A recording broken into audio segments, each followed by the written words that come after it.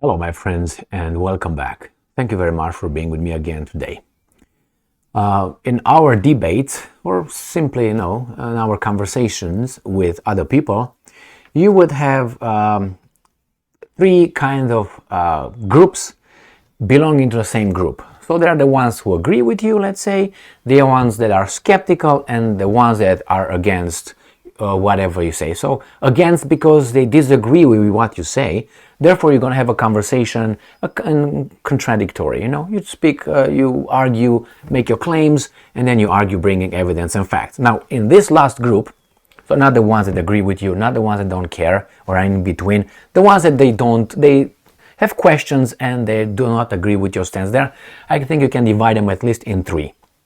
One, the first group, which would be the one that they are willing and able, and to listen and debate, and you could, let's say, if you're on the right side, all right, let's say they could join you or agree with what you say. That's one. The other ones are the ones that are going to remain in between. The chances are in between, yes or no. If you bring enough evidence, they could be inclined to let their pride slide and go away. And the third one is you cannot make them. They don't want to.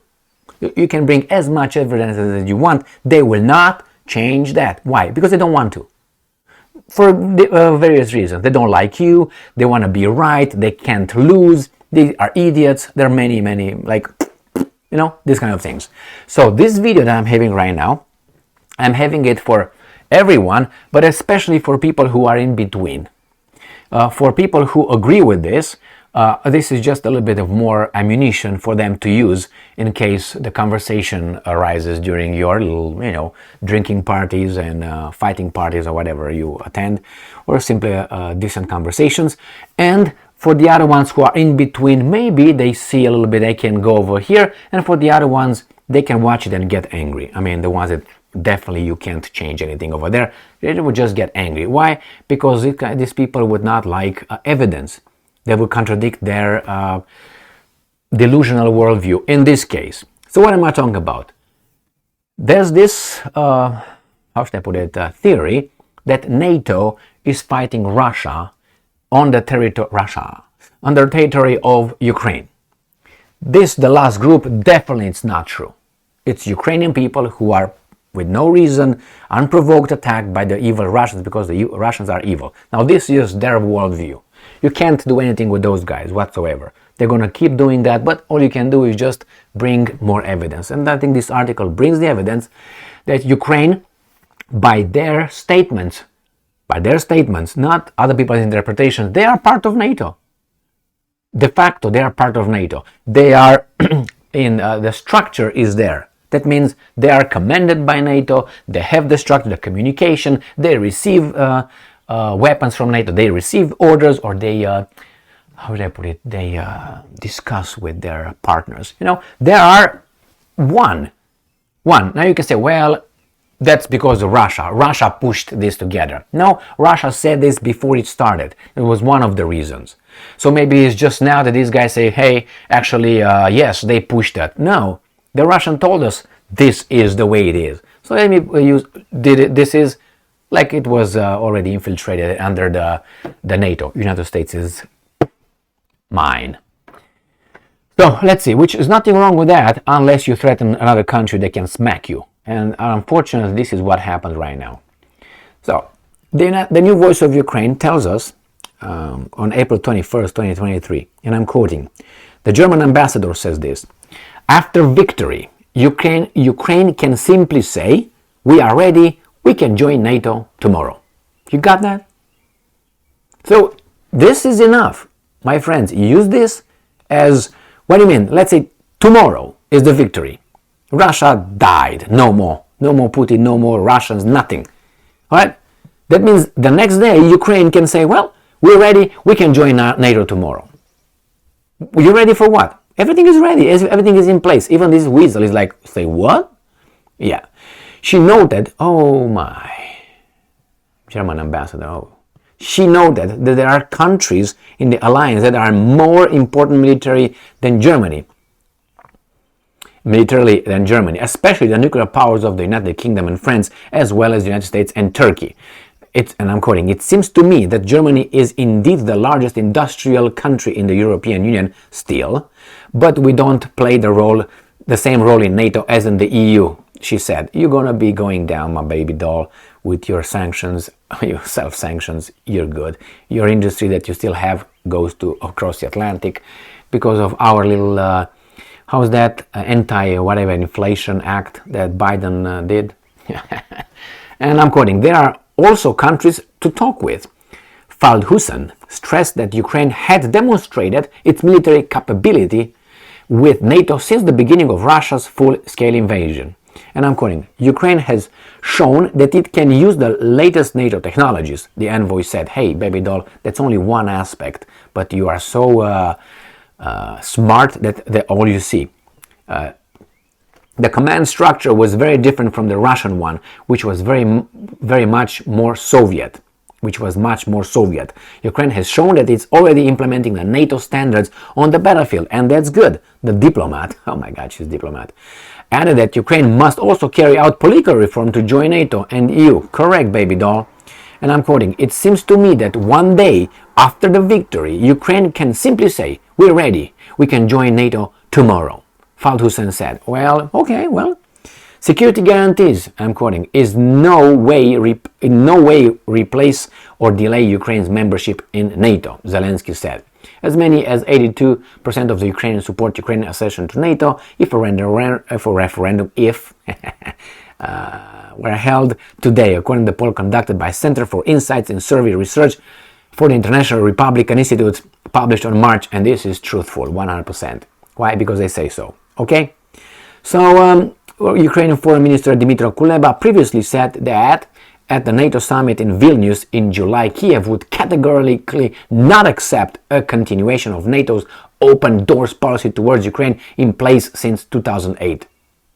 Would not accept a continuation. What? Previously said that at the NATO summit in Vilnius in July, Kiev would categorically not accept a continuation of NATO's open door policy toward Ukraine in place since 2008.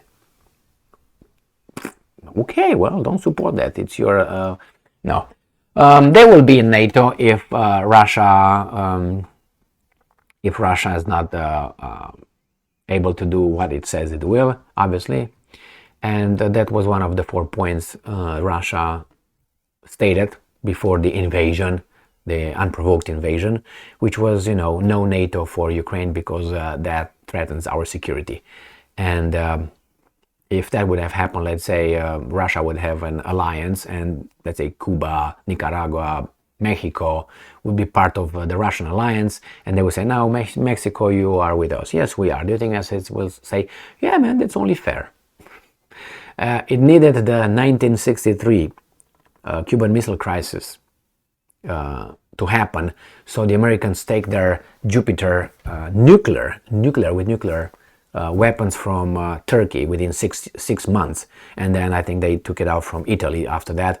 So it needed the Soviets to bring the world to they didn't, these guys did, because the Soviets said, "We're going to do the same thing you did. You brought Jupiter nuclear missiles in Turkey next to our borders, let's put it this way, close to.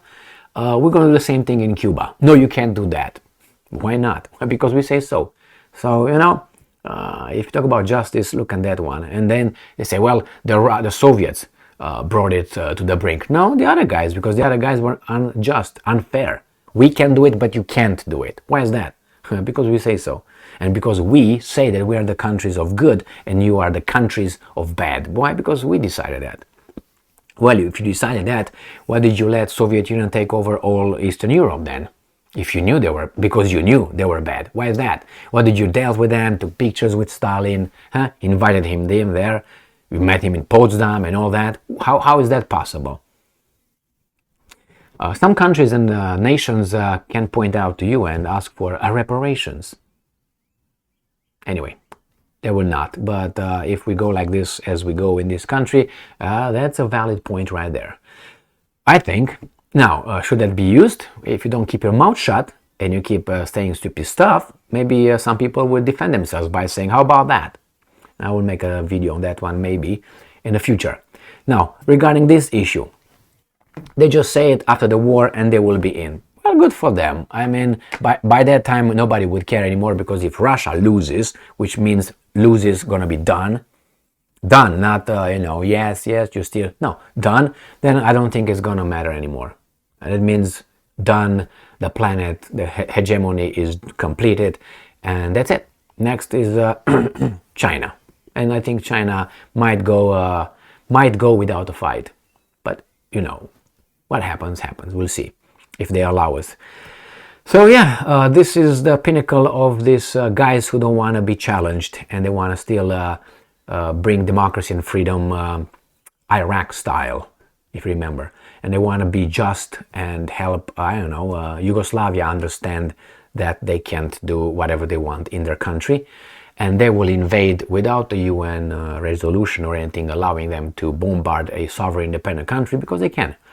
But hey, we look at the Russians as being bad for something that, not we, because I didn't do anything, they, and we know exactly who they are, did it before.